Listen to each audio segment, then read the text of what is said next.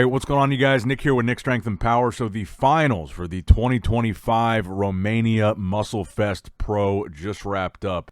And not really much of a surprising result. I think most people knew going into this show, this was pretty much Andrew Jack's show to win. And even the top two here, I think, was what pretty much everybody expected it to be, was Andrew Jack and Joan Pradells. That was the real battle here. I think they pretty clearly stood head and shoulders above the rest of the pack here. So the results, in fifth place, you had Mazahar Tabanya Bargani. In fourth place, you had John Turek. In third place, Damian Kuffel. In second place, Joan Pradells. And in first place, Andrew Jack, of course. So let's talk about it here. Specifically, let's talk about the top two. So what was unsurprising was that Andrew Jack won this show. Joan Pradells, though, I want to talk about him for a little bit here because he's really been the talk of the last few shows. This has been his best year of his competitive career. Some really impressive showings, with this show now being his second placing of the year. He placed second at the Everest Muscle Stars in Poland. That was the last show. The Prague Pro, he was top 5 in a very competitive top 5 lineup, almost tying Keon Pearson, by the way. Keon, who wound up in fourth, but at prejudging of that show, him and Keon were actually tied, and a lot of people consider Keon to be pound for pound the best bodybuilder in the world. And then, of course, a top 3 placing at the British Grand Prix back in October. So a very impressive year for him. He's still chasing that pro win. But what I want to point out in this top 2 here, for as young as Joan is, he's in his early 20s, he still has not won a pro show. Standing next to Andrew Jack, a top 3 Olympian, Joan Pradells did not look like he didn't belong there. He looked like he could hang with Andrew in the size department. He looked like he could hang with Andrew in the aesthetics department. And I say hang with. Obviously, Andrew Jack was the clear winner here. But Joan, even though he hasn't won a pro show, he looked like he belonged standing next to a top 3 Olympian in Andrew Jack. I think really the main thing that Joan needs to bring up is his back development and the condition from the back. And if he does that, he's going to be a serious threat.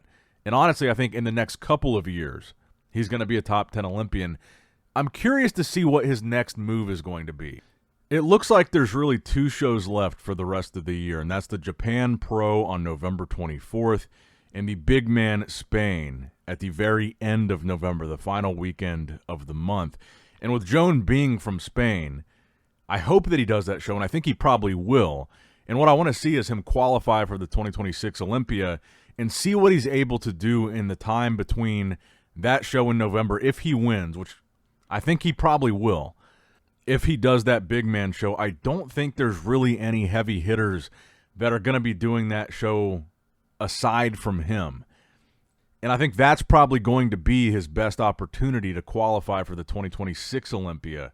But all the hype with this guy, I think, is legitimate. When you look at the size of this guy, his delts are crazy. I've said this before. His quads are crazy. He's got a ton of size.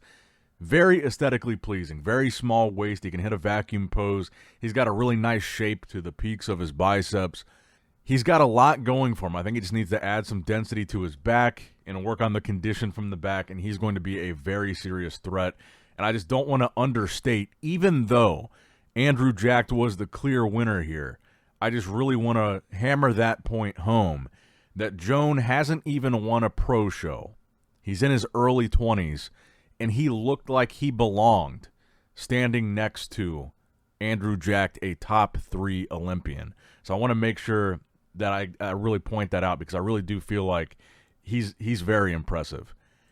Now, Andrew Jack, I think, really proved himself here, because the question that I had in my mind going into this show was, will Andrew Jack be able to replicate what he brought to the Olympia?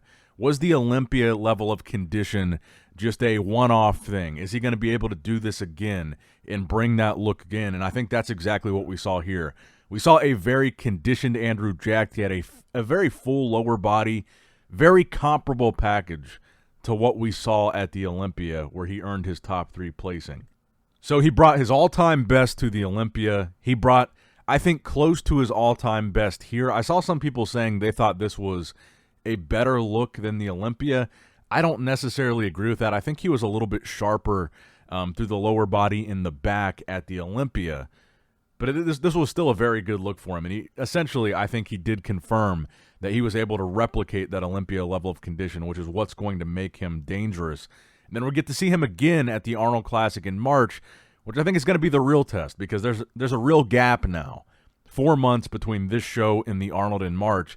And if he replicates this level of condition a third time, months away from the Olympia peak, months away from this peak, I think then he really proves he can bring it again to the Olympia 2026 and make a strong case for him to win the Olympia 2026.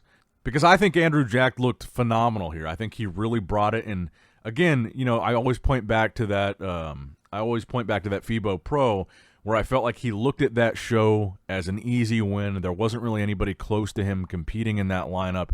And I don't think that was his best look. I think actually it was one of his worst looks in recent years. And that was just this year. So I was kind of worried with Romania. Is he going to do that same thing? Is he going to go into this show kind of knowing he's by far the best guy in the lineup and he's going to win relatively easily? He doesn't need to push himself too hard. I think he still brought an Olympia-level look, an Olympia-level conditioned physique to a lineup that realistically he knew he could probably come in 80, 85% and probably still have won this show. And I think we still saw a 95% to 99% version of Andrew Jack here. So he proved that even at a show that he would probably have won relatively easily, he still pushed the condition. He was still able to replicate it. And I think Andrew Jack is legitimately now in the conversation for next year's Mr. Olympia title. And I think especially if he shows us at the Arnold a package like this, a package like the Olympia, maybe even better, and then he wins the Arnold. If he wins the Arnold with a package like that, I think there's a real conversation to be had for, can Andrew Jack win the 2026 Mr. Olympia? Because this is really all we've been waiting for from Andrew. We already knew he had one of the craziest physiques in the Pro League. The action figure physique, the 3D round crazy muscle bellies, the size, the height, the stage presence. He already had all that. What we were looking for was both conditioning and consistency. And now between the Olympia and Romania, he's shown us both. And frankly, I think at this point, he's right on the edge. If Derek and Hadi think they're safe from Andrew Jack, I don't think that's the case. I think this new Andrew Jack, a consistent Andrew, a peeled Andrew, make no mistake, he's right on the heels of Derek and Hadi. So let me know what you guys think in the comments below about the results of this 2025 Romania Muscle Fest Pro. I think this is probably not going to be a very controversial one. I think most people had Andrew Jack winning even before they saw the show. I think probably everybody had Andrew Jack winning after watching prejudging.